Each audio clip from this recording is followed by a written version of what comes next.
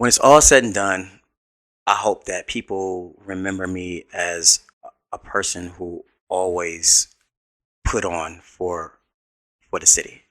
Welcome back to Power You Podcast. Of course, I'm Andra Alexis. I have Coop with me. How you doing, Coop? I'm doing real good. He's doing real good. We have a special guest in the building, Kamal Smith, director of He Played Me. How you feeling? I'm great. You great? Yes, Thank you for wonderful. joining us. Thanks for having me. Of course. It's Mother's Day. Happy Mother's Day to all the mothers out there, myself included. Mama, I love you. Right, moms, I love you. Shout out to Grandma too, I love you too. Right, Yes, right. yes. They do. Okay, Kamal. So tell us, my listeners, my followers, viewers, who you are. Um, Writer, director, actor, producer. Okay. Yeah, that guy. That guy. Yeah, yeah, yeah. So out of all those things that you do, which one do you like the most? Yeah, they're all even. And people always All say, even? yeah, because it's a different thrill for Okay. for each category. You know what I mean? As a writer, my imagination is out the world. I gotta reel myself in sometime. But then the process of actually, seeing a script come to life, it's a whole nother type of thrill. And I'm fortunate enough to actually be in it or acting. That's a whole nother, to be somebody other than yourself is always a great getaway. So, if I had to, like, say which one, if I didn't have a choice, it probably would be directing. Director. Why? I think because as a director, I'm able to give back more. I'm able to mentor. I'm able to give knowledge, and I'm able to create platforms for up and coming new actors and as well as directors, new directors. So when I'm not in that mode and I'm just an actor, I always stay in my lane, even when I'm on sets and what I mean. I'm very, I'm very, very much a person who believes in respect. You know what Okay. I mean? And I don't want to ever step over my boundaries when I'm on set as just an actor, Hmm. unless it's mine. Of- What advice could you give an actor or a director who would want to follow in the same kind of footsteps? Be passionate about the craft, and don't cheat the art of it. Um, we live in, when I first started acting, all right, whatever, many moons ago. It was more of the art. Film really wasn't popping like it is right now in the city, right? So it was more theater than anything. And you had to theater's a whole nother monster, right? You have to really, really be able to dive into the art. We live in an era, and it's no not, but it's just the truth where anybody can get on now. I mean, if you have a name, if you have a certain amount of followers, people are going to ask you, "Hey, be in a movie just to blow up the movie." You know what I mean? And sometimes that just cheats the craft. You know what I mean? So if you really want to do this in any field, be passionate about what you're trying to do. You know what I mean? Learn, go to class. Don't just be in DMs like, "Oh, put me on, dog." Hmm. Yeah, So how often do you get people that say, "Put me on, dog"? yeah, So let's just put this out there. yeah. What is "put me on"? I have no idea. Now sometimes and I reply to that and I say, "Hey, put what on?" You know what I mean? And then Right. so Put a change of clothes on? What the fuck yeah, you yeah, talking yeah. about? I mean, so it's put me on, put me in when asking me literally when you gonna put me in the movie. Like I know you, sir. I don't know you. Like like so. But I always try to even in that moment give back and tell them, hey, that's not really the proper way you should go. If you really want Right. to do this, Okay. I'm never a jerk about it. I laugh at it. They Yeah, laugh. of I course. laugh at it. Yeah. Yeah. Which movie of yours is your favorite? Not Left in Vegas, but this is why. Not Left in Vegas allowed me to do a movie with a lot of special of my fam. Hmm.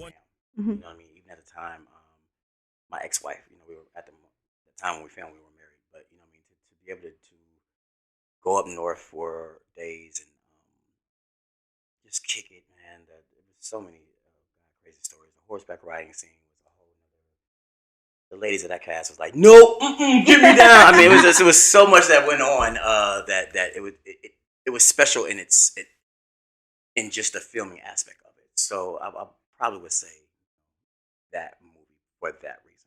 So you're nominated for Best Director, where He Played Me, right? Hmm. How does that feel? So I'm honored. great company in that category. But whoever wins, I'm just happy for the city. Did you expect that outcome though from He Played Me? He Played Me was really just like, man, are you happy? Meaning Lisa, and that's all I cared about, right? Right. I mean, again, because it was such a crazy story. Like even reading the book, I'm like, okay, some of the stuff that she's like, no, it's true. It's And all her true. kids were vouching like, no, mom really went. So, I didn't know it would do as well as it did. I mean, you never know, right? It's just chance, you know what I mean? But I was just happy that we put out to do something special with her true life story, and this is her reward. And it's playing in Australia now, right? How did that happen? I Shout seen God. that. That's what. Yeah, Yeah. yeah. That's what. And That's now amazing. she's getting ready to do part two. Yeah, and you're writing and directing that as well. She wrote it actually. Okay, But you're we'll directing be it. yes, correct. Okay, looking forward to that. Yeah, me too. How often do you get an actor that wows you? Very often, but this is why because I've been blessed to direct so many actors and actresses over my span of time. So to see them in so many different roles, you know what I mean, and try to bring out something every time, it's different. Do you have any favorite actors or actresses that you've worked with? I, don't get me in trouble. Okay, you're Listen, right. I'm sorry. I love all y'all. You're right. All I'm y'all. Sorry. That was wrong. And I've been seeing you. That was wrong. Yeah, oh yeah, you're not about to. I'm not, Is it actors that you or actresses that you would never want to work with again? y'all trying to kill You me on can't his say that. ass. You can't We say don't that. have. We didn't ask for a name. We just yes Well, or okay, no. well, actually, no. Honestly, I'm fortunate enough to say I've never actually encountered anybody who I would never want to work with. That's awesome. That's truth. I'm not even just saying that just to say it. So I'm all like, you no, you can't say that. see. So that was for the people that thought they did bad. You still got a chance. Yeah. Now you asked me have I ever worked with anybody bad. All right, anyway, go ahead. Yeah. Yeah, but here's the thing. I'm a very much of a truth teller. I don't sugarcoat because I want even in auditions. If you suck, I'll tell you suck. But in a way to where I want to help you. You know what I Okay. mean? I typically, and anybody who's watching this, they be like, yeah, that's true. I will give you tips. I won't let you just leave the room Okay. feeling like, you know what I mean? Yeah. So Feeling like blah. yeah. That's Because what I want you to do better. I want you to. Yeah. Which, if there's any top directors, have you like looked at their work and was inspired, or like after seeing things that they've done, you're like, So here's the thing.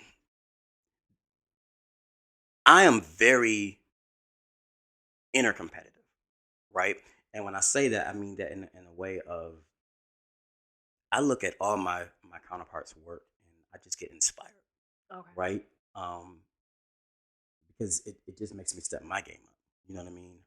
And being that I'm this, God has blessed me to be in the demand that I am. I guess I would say to direct so many projects. That's all. That's a gift and a curse because I have to bring. It's such an expectation of me coming on the set. You know what I mean?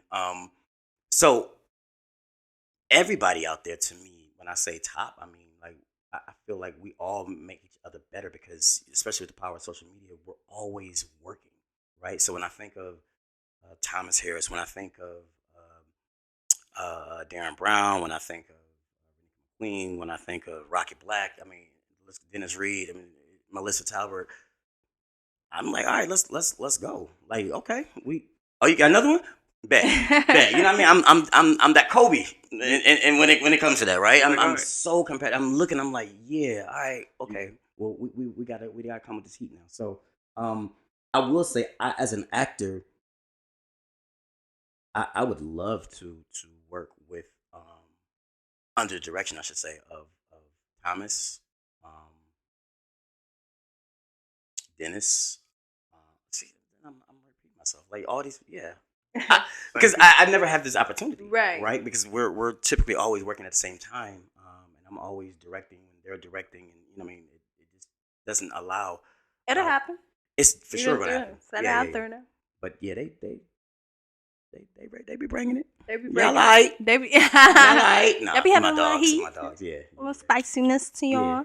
What made you start acting? Gosh, what was the name of the show, guys? All of Us. that sitcom. They were at the Fox Theater and they were looking for they were casting or whatever. And I just went down there on nothing. I didn't say faith because I didn't. I just was like, whatever. I just need to do something. And so I didn't have no headshot, no nothing. I was just in line looking like so scared of everybody. There's like 5,000 people here, right? And then we were in the Fox Theater doing the Cedar Point joint, going around, till you get there. And they all, got their package and all that. And I'm just like, what's up? What's going on? So, but anyway, I ended up auditioning, and that experience was just crazy to me. And I was just what they say, you got the bug, you know what I mean? And I got a call back. By the time I left out the door of Fox Theater, I got a call back to come back in a couple hours or whatever.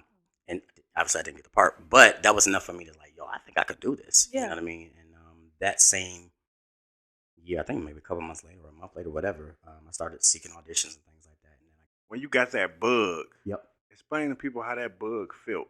But the bug had to be when I auditioned for the first play, Love Is, I was telling y'all about. It said you can audition with a monologue, which at the time I still was like, what the heck is that? Or you could also, do poetry, which at the time I used to write poetry all the time. So my auditioning piece was a poem that I wrote, and then it ended up getting in the play. They loved it so much, right? And so having that live feel of 1515 Broadway, so it doesn't even exist anymore, which is so sad, but it was really a staple at the time, growing up in that era. Because you would either be 1515 Broadway or Charles Wright Museum, a couple of Northwest Activity Center. These are where you would do theater at, right? But 1515 Broadway was always so raw because it's like, y'all, y'all are the audience. Mhm. This is how close that stage was. Yeah. You know what I mean? It was no games. You know what I mean? Only 100 people, right? Fold out seats, black box theater. You know what I mean? And I'm literally y'all are right. You know what I mean? So you got to bring it because you going even if they're not as rude to like boo or something like that, you can see on the people's. This is how I can see if you're not feeling it. Like okay, so it was like hey bro, bring it or not. So I think a piece of that bug was though, when you're making a live audience laugh or feel something, so everything wasn't always a funny moment in theater, right? It gave me that energy that I've been missing when growing up as a singer, right? Doing talent shows and performing all over the world and this, that, and the other. You miss that. So that's when the bug was like, okay, maybe this is what I'm supposed to be doing. Yeah. What was growing up like for you? It was, I think, the best of both worlds for me because obviously there was, a lot of negative influences around me. You know what I mean? Drugs and things like that. But at the same time, my mother, going back to my mom, she sheltered that part from me and my brother. So we didn't even realize like what it really was. Like you didn't realize until we got kind of older. You know what I mean? But we didn't go to the neighborhood schools. Not knocking them, of course, but me and my brother went to Bates Academy, and then we both went to Cass Tech. So it it was fun because I think she was masterful in allowing both of us to have some type of street sense, not cred, but just be smart. Don't be naive out here, just being stupid.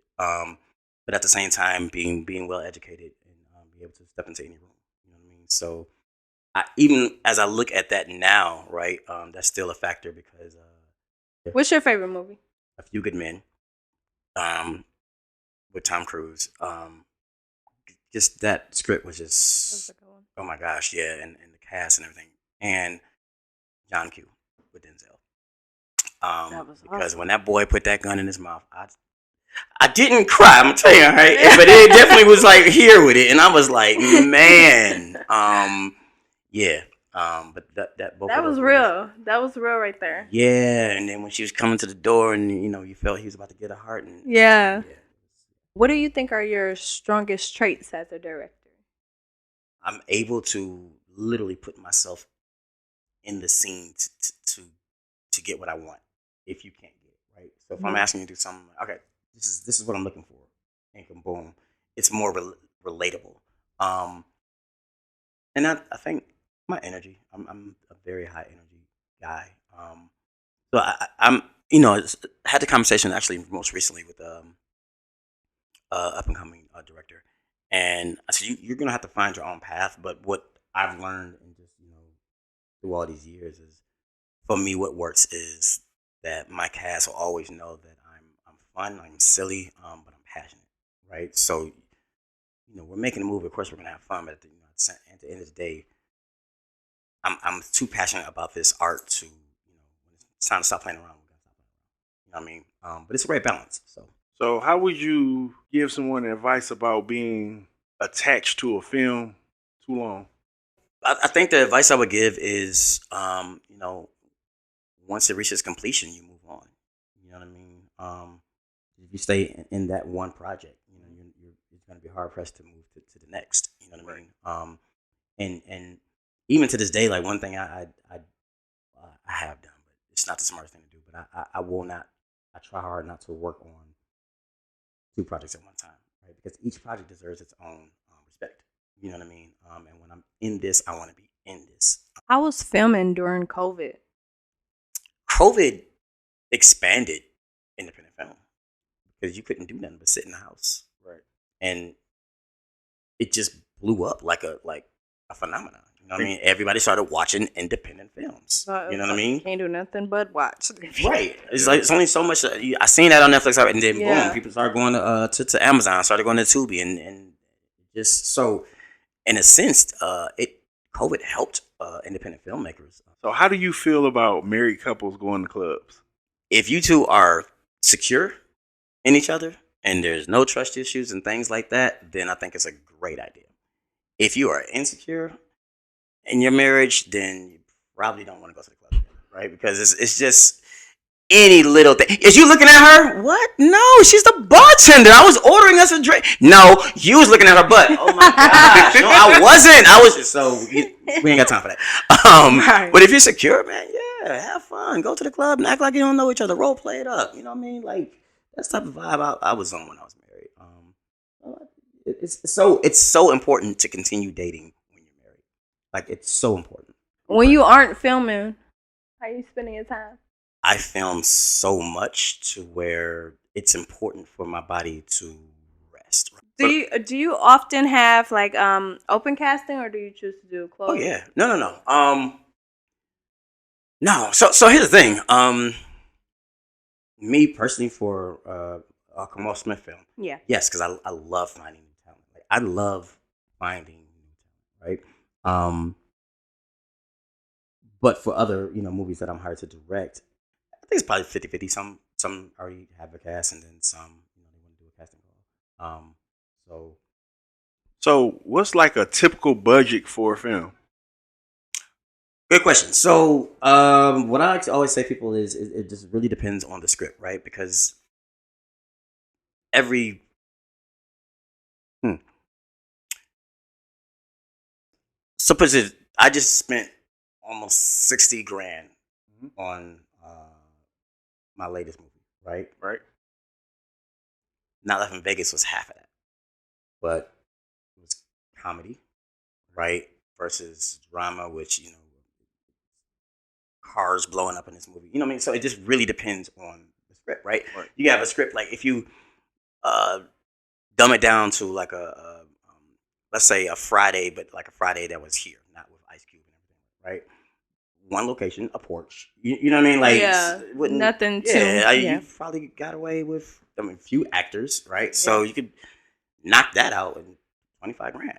Do you have like a team who choose these things for you, or like do you pick all this like when you're doing production, pre-production, like locations and things of that nature? Yes, I definitely have people, but I know so many people too. So some of that, it just it just comes with building bridges over the span of time. You know what I mean? I know y'all, so I know what it looks like now. So I can hit y'all up like, yo, can we film? You know what I mean? That's just how Yeah. it goes. You know, when you do it for so long. But definitely, I encourage people that's coming in here, man. Like, yeah, get a team. Do not try to do this. So, what's your biggest obstacle when you directing a movie? It's not my biggest obstacle, but it's something that I take pride in myself that I try to make sure I stay on top of, right? Which is staying on schedule, right? Because a 9-hour day can turn into a 15-hour day real quick if you let it. Okay, and so it is so very important to me. And I always tell people like pre-production is the key to life, right? So having a proper shooting schedule that you can stay on task with, allotting enough time to get this scene done and then this scene, so that you and your crew, because that's who's shooting every day, right? The actors only come on the days that they shoot. Yeah. But the crew is every day, right? You will burn yourself out and your team real quick if y'all got 15-hour days back to back to back. Yeah. It's just you're going to get tired. Fatigue is going to set in. So if I had to have a put it in a word of obstacle or challenge, that would be it. Just making sure that it's the best of the abilities. The shooting schedule is precise, and that we stay to it, so that we can all 8 hour days to 8 hour days. Now you're gonna have long days. That's inevitable, right? But for me, I try to make sure. Okay, well, if I know it's a 12-hour day, I try to cope that and balance that with the next day. It's going to be like it's a quick day. You know what I mean? Or for instance, the film that we just did in April. Not only was it a 12-hour day, but we literally shot from 6 to 6, so 6 p.m. to 6 a.m. So the next day was just off. Yeah. You know what I mean? It's like there's no way we're gonna. Yes, it's off. Yeah. So scheduling is a big piece of having a great production. You ever been on set and someone just quit on you? Yes, but no, this just happened. Dang, I shouldn't even be telling the story. But all right. So I have to say it like this: me and Des Cortez Crenshaw had a very, very challenging scene. You magnify that it's already 30 degrees. It's like I think at this point maybe 4 o'clock in the morning. And we're doing this sequence in the rain, right? He was like, "Hey yo, I'm done, bro. I'm done." So he didn't quit. Because we had got this, but we really needed to get his angle.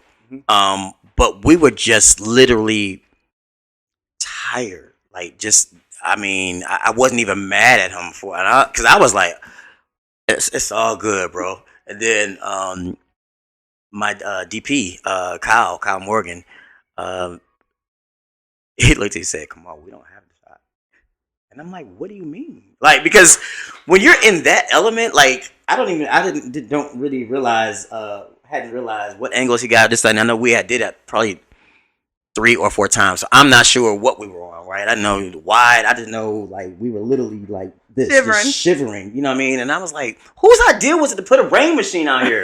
And it was like, "You." I'm like, "So what?" Like, it was, yeah. So when he said we don't have the shot, he pulled me aside. He's like, "Man, I'm just letting you know before, as the editor, if Dez don't come back, we don't have the shot, bro.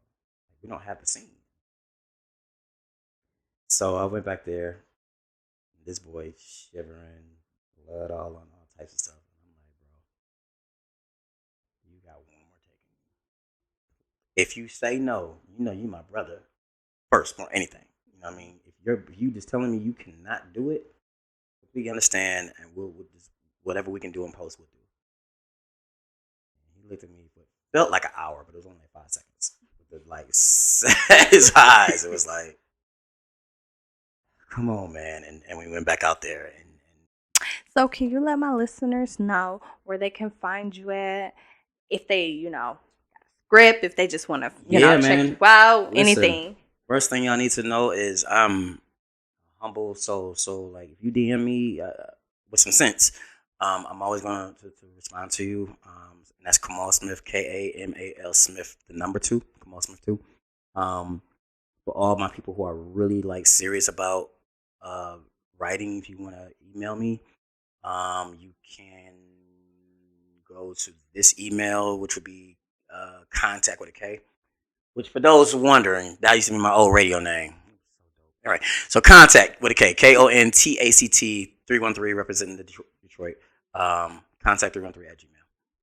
You can reach me in that email too, and I will respond. So if somebody wanted you to write a script, like what's What's the process? yeah, no, like, okay, starting, I'll say your price range. Oh, well.